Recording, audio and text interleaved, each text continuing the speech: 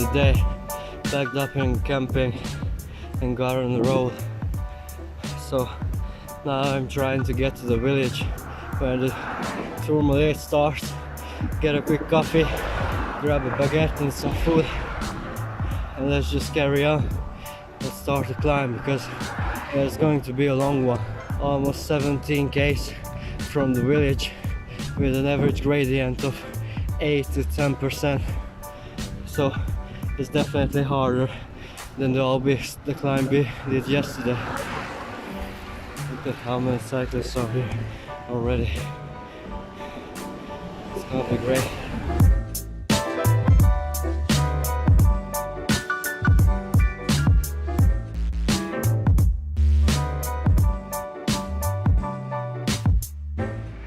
Still climbing up in this little village. It took an extremely steep part to get up here, but the people are really kind here and gave me some free water, some refreshment, which I'm definitely gonna need in this heat. So let's just continue climbing. We have a bit more than 12 km to go.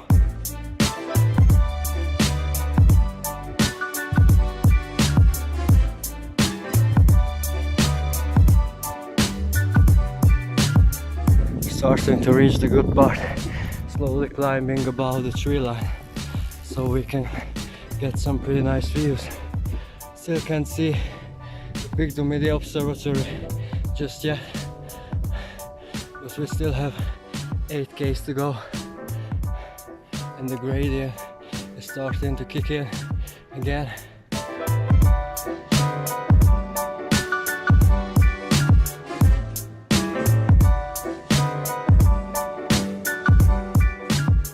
This climb is absolutely mad. It is not giving you a free meter. You have to sweat blood for every meter you gain here.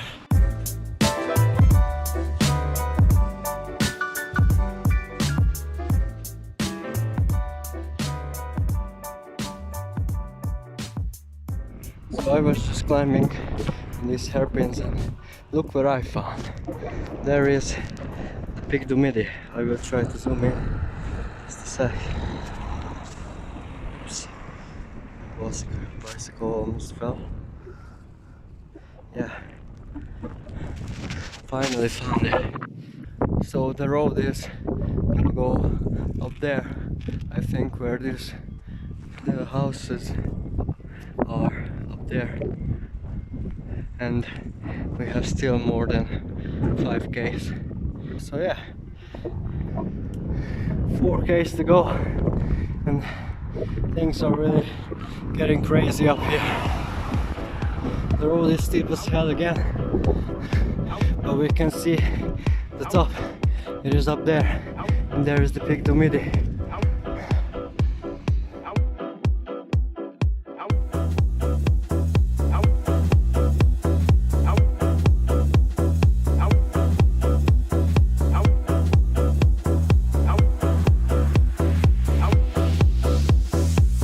Less than 2 km left, and this is where it gets ridiculously difficult.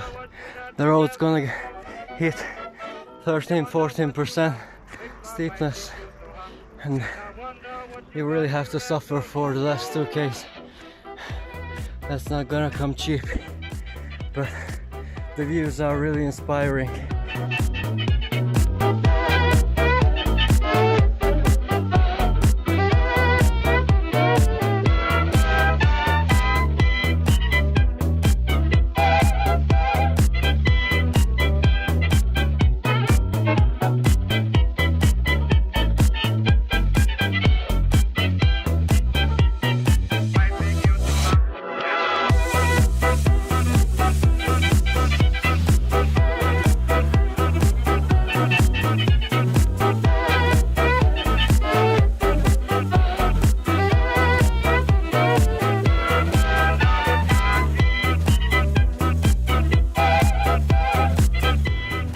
think the footage can give it back how ridiculously steep this last part is. I'm actually fucking dying. But it should be less than 300 meters to the top. Oh my goodness. This climb is 17 k's of pure suffering, nothing else. Jesus Christ.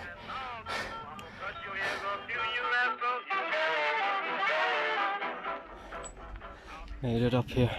The last part was, I can't even guess how steep that part had to be, but I have never even seen a part that steep as this last one was.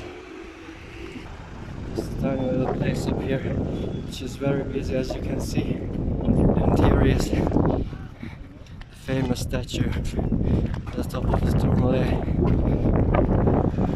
Take a closer look.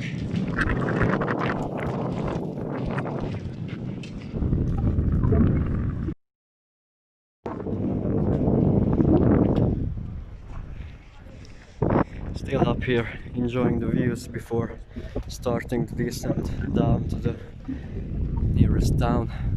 The cool thing about today is that I still have one more climb to do, called the aspin, which shouldn't be that difficult because of the elevation we have right now. It is about 1.5 thousand meters, I believe, but still got a tiny bit of climbing to do, so I'm just gonna leave, I think.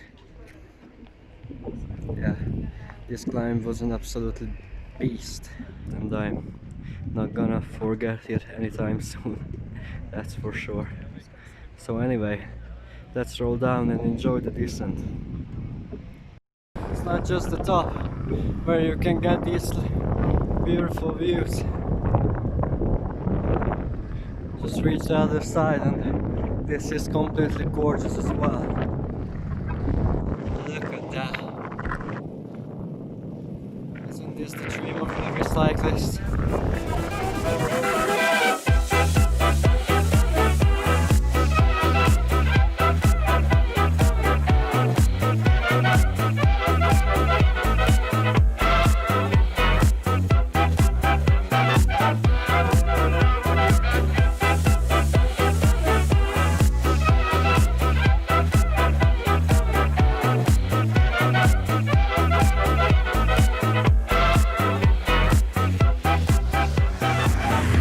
Almost at the bottom now.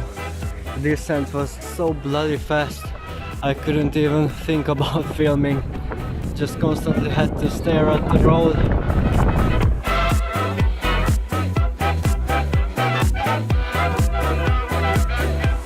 So I have just rolled down from the Tourmalet, had a quick lunch, and here is the aspin. She's waiting for me already. I have checked. It is about 30 k's long with an average gradient less than 4%, which is fairly easy. Only the last 5 k's are going to be steep, around 8%. So this shouldn't be that hard. But my legs are absolutely cooked because of the Tourmalet, so I'm just gonna take it slow, and I have a feeling I'm not gonna enjoy this one because I'm getting so tired, but I'm gonna give it a bloody good go and we are going to get up there somehow.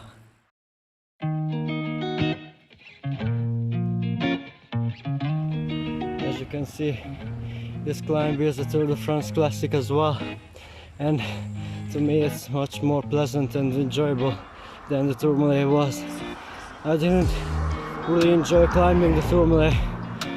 It was too steep. My bike is too heavy, the weather was too warm, I'm too exhausted, and all of these things combined made it really hard and plenty of suffering to complete that climb. But it is a great feeling that I was able to get up there. Never gonna forget that climb, but I didn't really enjoy it. This one, on the other hand, is so pleasant with these little resting areas when you don't have to pedal. You can just listen to some music, relax, enjoy, and prepare for the last 5Ks, which are going to be more interesting or harder or more difficult. But that's not too much.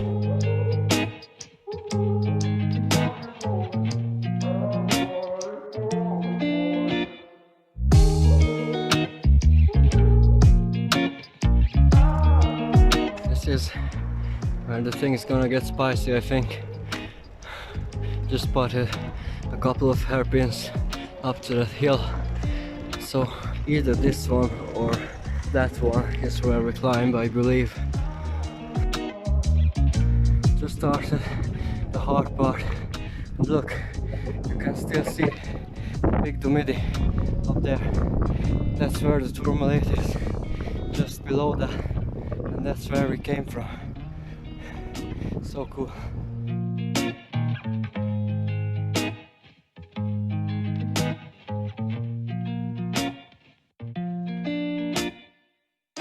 Looks like I'm leaving the foresty area. The average gradient here is around 7.5%, and I was thinking this climb is a perfect reminder that no cols are easy in the Pyrenees.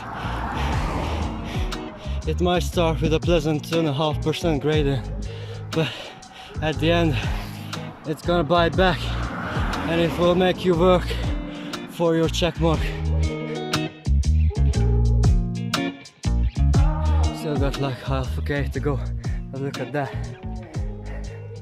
This is just gorgeous.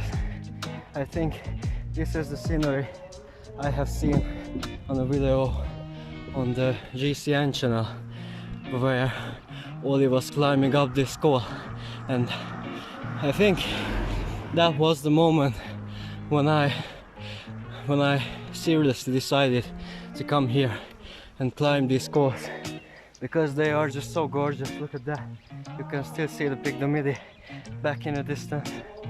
So this is a special climb to me, and if you are familiar with the GCN channel, Oli gave me the idea to come here and climb these beauties.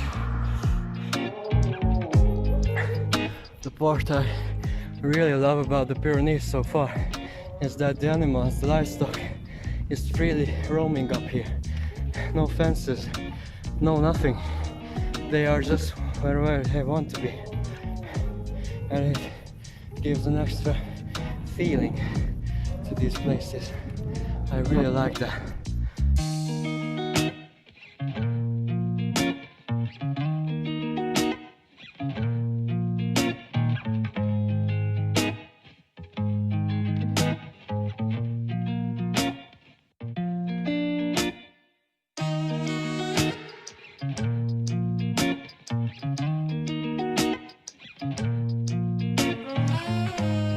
The views from here are so gorgeous.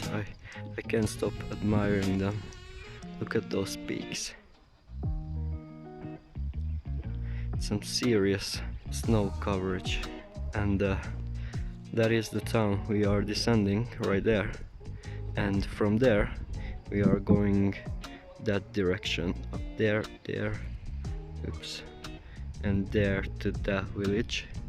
I think that is where we sleep, and the call for tomorrow should be around that area somewhere. And I didn't even realize, but there are two things.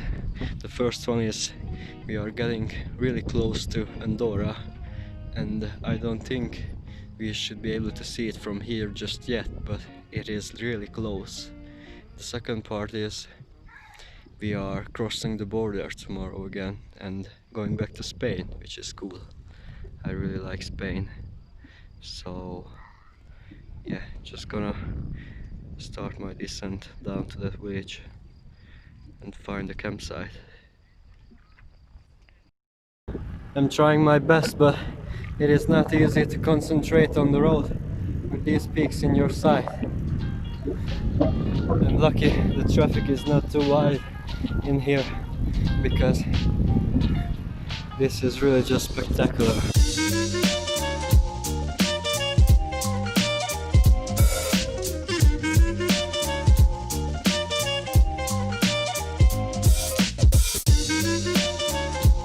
look at that. This doesn't get any much better than this.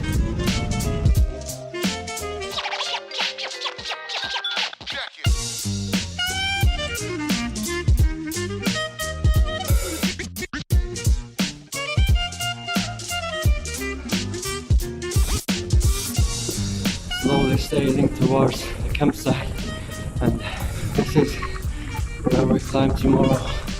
And we are almost 1,000 meters up high, by the way, so this is gonna be a cold night.